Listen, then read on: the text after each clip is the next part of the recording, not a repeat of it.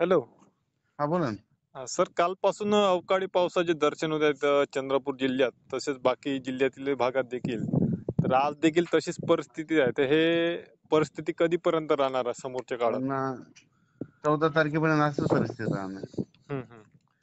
गार 14 मे पर्यंत कोणत्या कोणत्या जिल्ह्यात राहणार? सगळीकडेच राहणार आहे. अच्छा अच्छा. गारपीट स्वरूपाचा पाऊस राहील, कसा राहील? नाही, पाऊसच येईल, जरा जास्त येईल. हम्म, हम्म. 12, 13, 14 जरा जास्त राहील. अच्छा अच्छा. काही भागामध्ये भरपूर गारपीट पडली काल चंद्रपूर जिल्ह्यात. हा, मी म्हणलो होतो ना येणार, आधी हो सांगितलं हो होतं. हो हो. 14 पर्यंत आणखीन पाऊस 14 राहील. पर्यंत असंच वातावरण आहे.